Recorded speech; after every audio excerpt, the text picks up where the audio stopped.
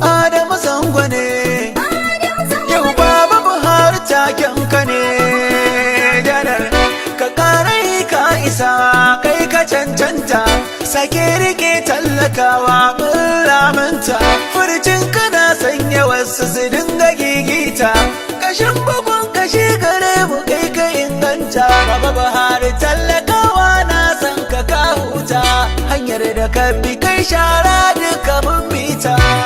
Allah ya yarda kai ne za ka maimaita, riko da gaskiya min yi na'am da mulkinka.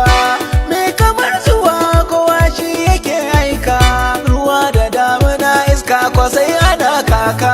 Mu bar tudu yanzu gangara muke sauka, Baba Buhari dole mu tallata makajarka.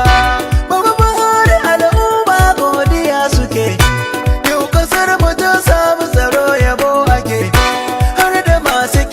Ka farin ciki suke, mutu suna faɗin baya a damuwa ake. Da zuwan ka mun samu tsaro aiki kake, tafiyar ka dattija Zango ba zan bari ba. Ku zo mu zabi baba, ba ruwan ku baba, bai tara yanda baba, baba baya gaba.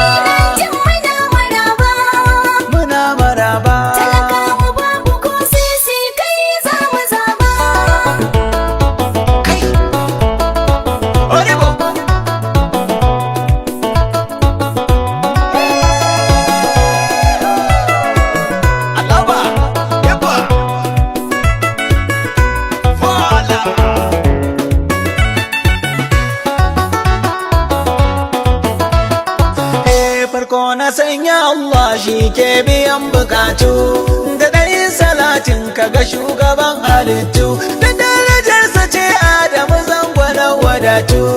Alihi sahabbai ka rike su zaka yantu, to mu je yabo gaban godika, kuma labule ya sirrin daka, turmin zakar gida sha daka.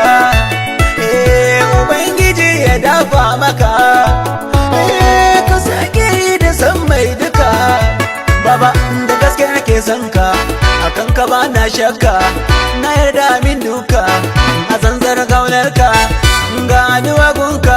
Allah ta bada kwananka, ya kara masoyanka, ya kauda magautanka. Tunda Allah ya soka, yau mulki na haka, zauna kujerarka.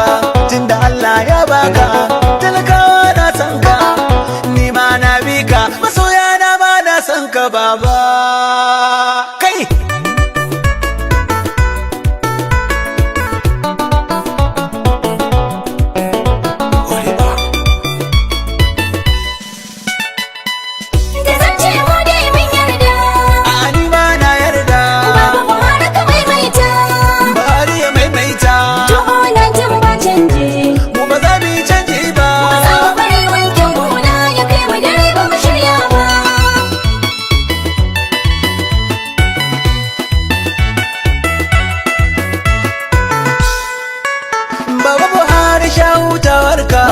mutum ɗaya in yaƙi ka baba goma suna son ka, goma idan sun ki ka ɗari suke yaba halinka, daga idan ɗari sun ki ka dubu suke daɗa ƙaunarka.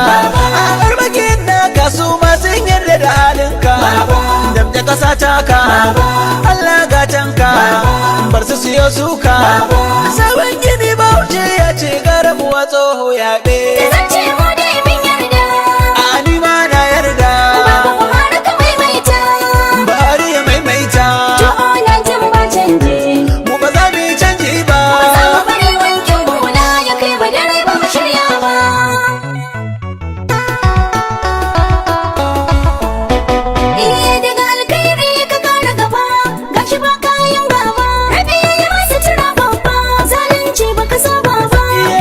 Shugaba Baba Buhari